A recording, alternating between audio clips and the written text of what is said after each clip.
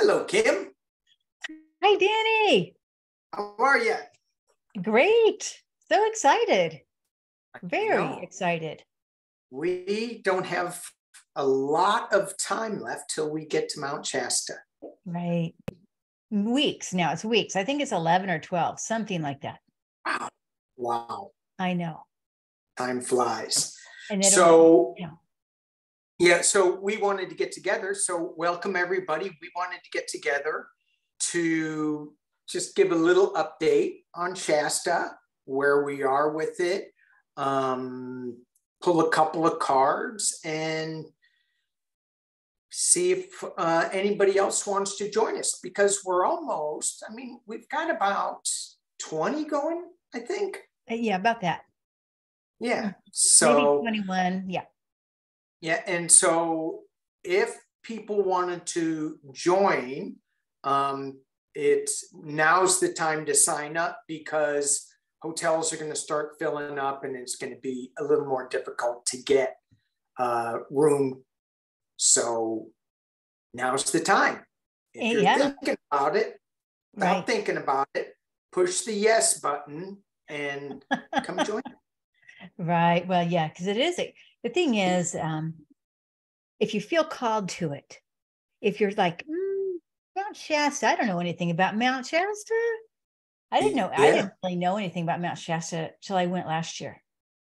And I pretty much went blind. I had heard about it being powerful, but I had no idea why.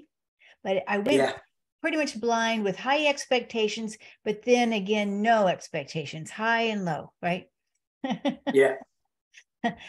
And it turned out to be better than way better than I expected. Yeah. And to me, it was the energy. It does have an energy. Every place you go in the world has an energy. Sure. But it was a high vibe energy. And I remember thinking, when we were on the trails and passing people, and so many people have these necklaces with a Lemurian crystal. It didn't matter whether you're a guy, girl, dog, cat. Lemurian right? had human crystals on them.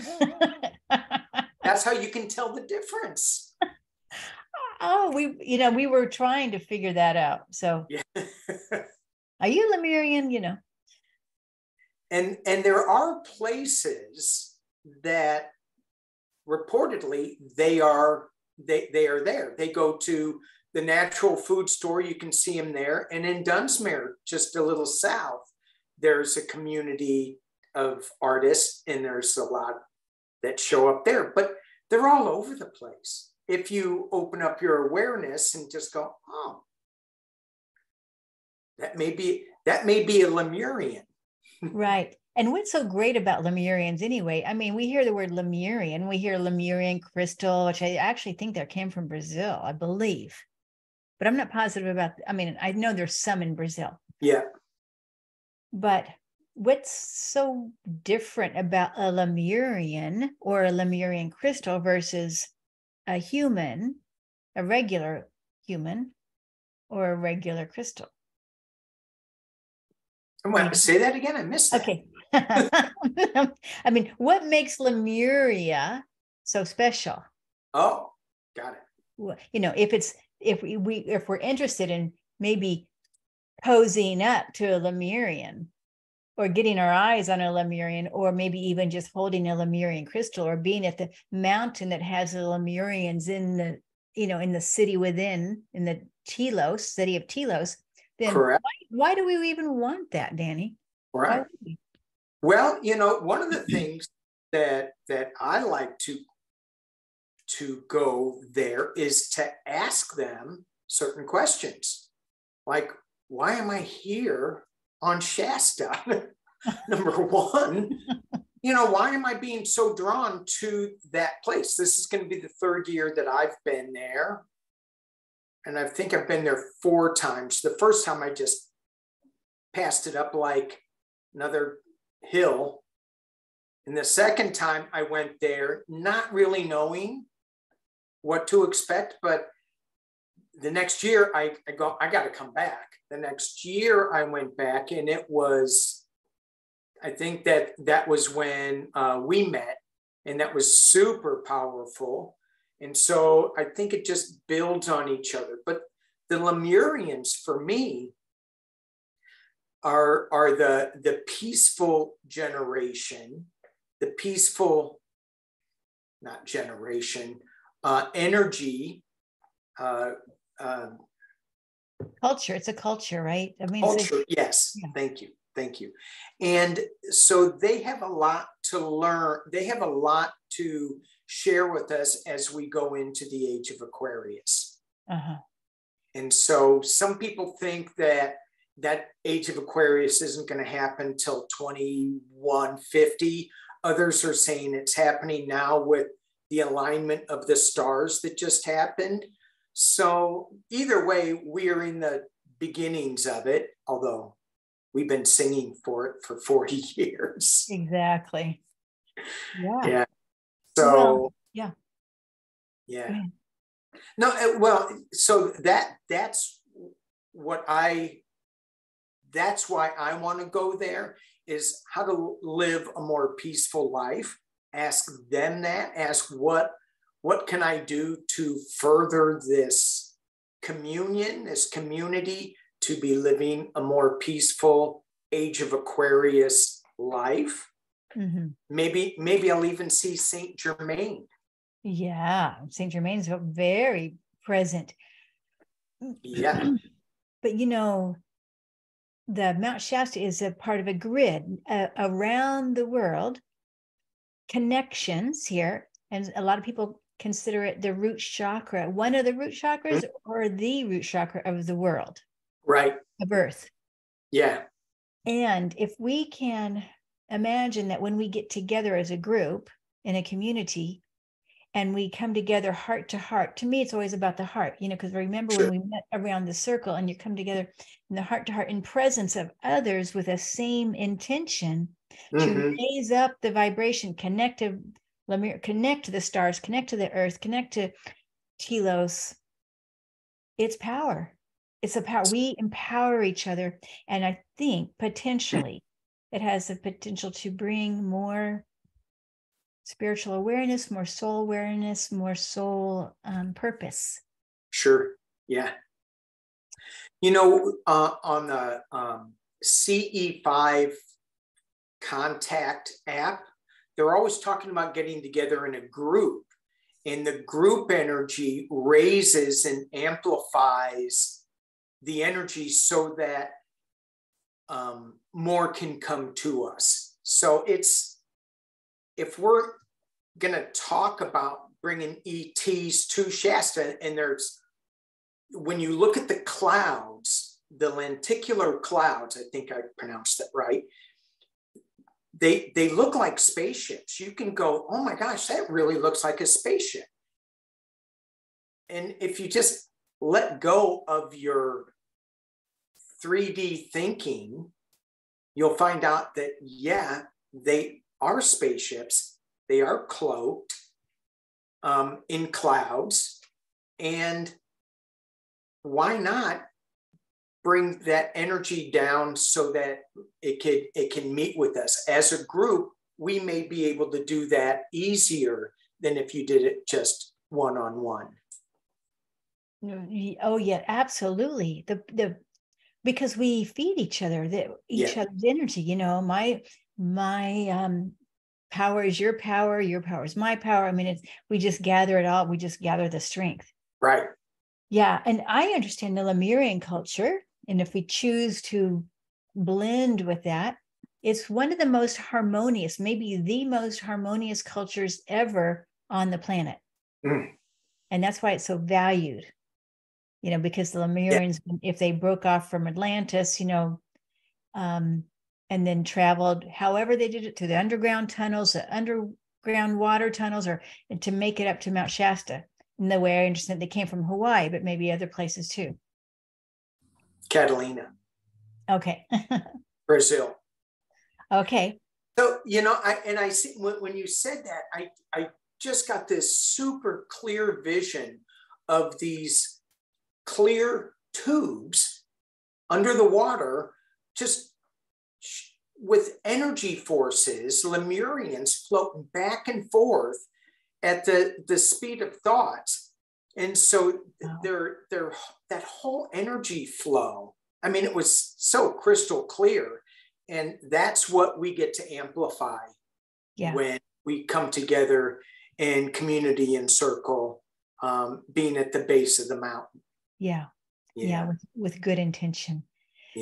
And I know one of the things, it's an energy portal. And I love how you mentioned earlier today when we were talking before we came on, that the time at the mountain, at the base of the mountain, is for our time to listen.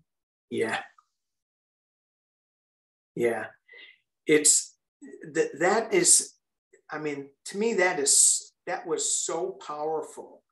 And even though I expected maybe too much to happen there, but even if I just expected nothing to happen, that was way more than what I could have expected. Just sitting there in that energy field is so powerful. Even if nothing happens, that is just being aware of that energy's life-changing. I think when we meditate sometimes and we think nothing is happening, that's when the most is happening. And it'll come back and it'll sneak up on you later, and you'll go, oh, that's it. Right. And I love the idea of like-minded people coming together, making friends, get to see people in person. Mm-hmm. And some people we see in spirit, like you mentioned Saint Germain. Right. And I know that the last time we were there, you were saying, hey, your mom's here and she doesn't want you to forget her when you come on these trips. So my mom's going to be there. She's in spirit. And the other thing too, just the sense of the mountain, and then going back into town and doing the soul connection workshops, healing workshops, energy. We'll call them workshops. That's gonna be really powerful. I think so too. Because then we get to play with what we sensed maybe up on the mountain, and incorporate that into some just incredible work. Because I know your work, the way you teach, is phenomenal, and the way that you bring you can say what it is, but for me, I like the way that you incorporate like little breakout rooms in your Zoom things. And I think you were talking about doing some of that in the classes. So I'm really looking forward to. Oh no, it's hands-on. Well, no, we're doing hands-on stuff. It'll be colorful and fun and hands-on. Absolutely. And we're gonna singing bowls and and I have to remind you it's the Saint Germain again, because Saint Germain's going to be with us at the mountain. I know, I can guarantee you this because he was there before. He's not going to miss out this time. No. He gave me his calendar and I looked on it, and he's going to be in Shasta. Okay, awesome. He showed it to me. And then he's got to rush off to France, but he'll be there in Shasta. Okay. And you were talking about this Lord of Civilization. Tell us about that. That's amazing. Oh, okay. So Saint Germain, he was an actual count. Yes. So he was a human, but his spiritual title is said to be Lord of Civilization. And there he is. He looks like a count. He does. He looks very civilized. Okay. Not a hair out of place. his task is the establishment of the new civilization. That's what he's tasked with. Whoa. Like, okay, me, what I'm tasked with, nothing like that. And the establishment of the new civilization of the age of Aquarius, which is what we were talking about. That's amazing. So he is said to be telepathically influencing people who are seen by him as being instrumental in bringing about the new civilization of the age of Aquarius. And I have an interesting story. My neighbor just up the street went to Mount Shasta. He did this very intense, like 8-hour Tai Chi class. And he goes, it just worked him. And so he was driving home or driving back to his hotel room or whatever. And when he was in the car, he heard a voice, Saint Germain's voice, in the car. He goes, it wasn't like the third eye hearing. It wasn't like in my head. It was that voice from outside hitting me. And it was Saint Germain. And do you know what he said? I'll have to ask him. I forgot. Okay. Awesome. That's beautiful. That's how much I pay attention. Well, I just hear so many people talking about having met Saint Germain at Mount Shasta. It's so common. And he was definitely, like I said, he was in our circle every time. Yeah. It was palpable. And the thing is that if we tune in for that telepathic message, then we will be more receptive to hearing it. I think he was so receptive to hearing it because he was totally beat down and exhausted. So all his defenses were just lowered while he was driving home, and boom, Saint Germain comes in. Wow. Beautiful. Yeah. Nice. A lot of people talk about the starships, in the clouds. Right. And so no guarantee. We can't guarantee people are going to be seeing starships. We can't guarantee how the clouds are going to be when we're there. But just know the potential is there. Potential is there. Now, Dr. Gail, who will be there, especially in the morning circle, claims she sees starships every day. I think a lot of it's through the clouds. Yeah. Yeah. And when we did that galactic the Galactic Foundations course, I was up in Shasta at that time, and you were in Texas doing your meditation. Not a cloud in the sky when we started. And you sent us off to, I can't remember where, but we were out in space somewhere.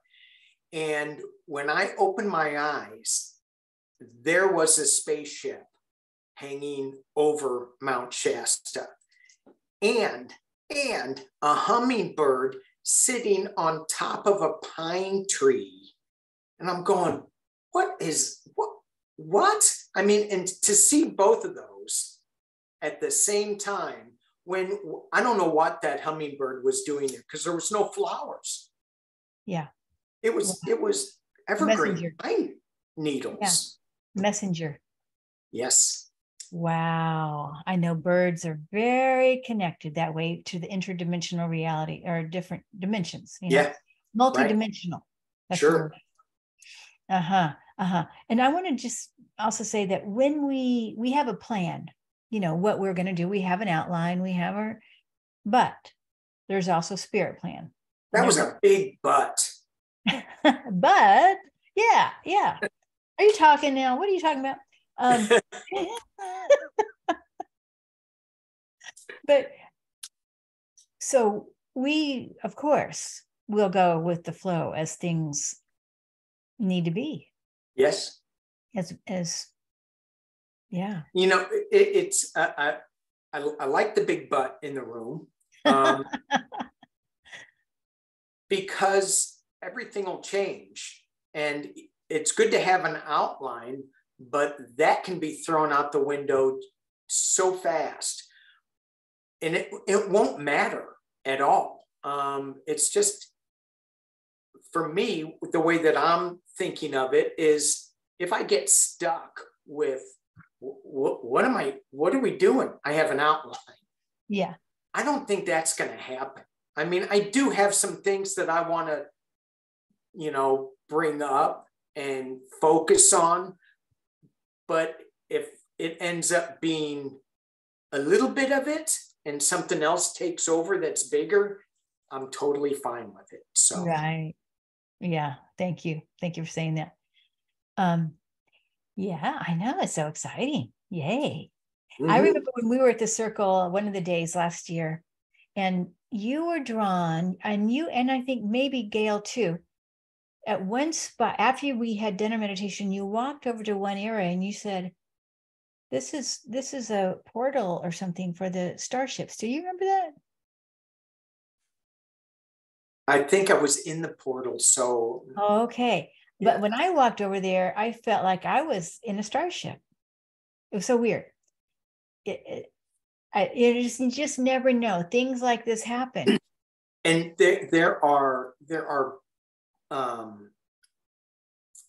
there's just not one portal there too. Because we hit a number of them. We'd go around and go, where do we want to do our circle for the morning? And sometimes we'd do it over there, sometimes here. We did find one spot that we really liked a lot, but there was a number of portals. I would suggest, if you have dowsing rods, bring those and see what kind of energy you pick up. Not that if you're tuned to it, you can just feel it. Mm-hmm. But if you want to confirm it with dowsing rods, certainly that would be a great place to bring some dowsing rods. Oh yeah. And I would say a pendulum as well, because we'll be using pendulums definitely in our workshops. Oh. Yeah. Cool. For over the body, not as a yes or no, but more working energies of the body. Cool. Yeah. Hey, I picked some cards. Oh, let's play a game. Okay. I cheated and I pulled my cards ahead of time. You cheated? Well, now I know where this is going to go. Okay, you cheated. You go first. Uh-oh. I think you're frozen. There. No, are you? No. You were frozen a second. Oh, okay. See, cheating will freeze you. Okay. I promise I won't do it. I won't. I didn't cheat. I just did it ahead of time. Okay. So what'd you get? Okay. My first one was enlightenment.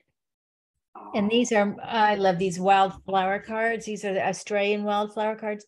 Anyway, but do you notice here, it's called enlightenment, but look at the starship clouds.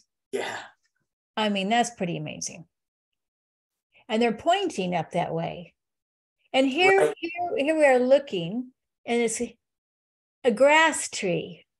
A grass tree. Now that's interesting too. I don't know. But this is all of us down here, and we're looking up there. So that's the card I got. Enlightenment. Yeah. I don't think you can beat that one. You can't beat that one. That's an A. That's an ace. I will. It's an ace. Well, Okay. I was gonna raise you with the Two of Wands. And again, I'm using my Light Seer Tarot. And so this Two of Wands, the earth is down here. The magic bus is here. That's how we got to Shasta. And she is looking up towards the spaceships. So we have a decision whether to stay on this earthly plane or to be open to what's out the window. And you can go both ways, right? If you got two, you could go two directions, earth and stars. Earth and stars. Yes. Yeah. Okay. What else do you have? I have one last card, and this is called Iris. It's an iris. And notice the color blue, which is a very high level. And it's also got the green reaching up, but it's called inspiration. Ooh. Inspiration, and to find and cultivate the beauty within you so you can better create and express it in the world around you. So inspiring to you and to others. Wow. Yeah. It's hard to top that. Uh-oh. But the last card that I got is Orion. It's in the future, which this trip is, and it's called Force of Attraction. And I like that the attraction, it's in the solar plexus. So this force of attraction is calling us to Mount Shasta for inspiration, for spaceships and otherworldly pursuits. And also notice the spirit is going through. So as we are there, we can feel the spirit working through us. Yeah. Beautiful. Danny, I think, okay, I don't know. I think those are good cards. I think I did not cheat. I did.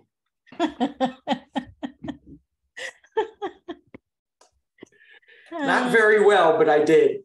So cool. I'm so looking forward to it. So we're going to probably meet again through Zoom with the whole group. We did that once before. So we'll do a couple of more Zoom meetings, 1 or 2, and just to get ourselves all prepped, and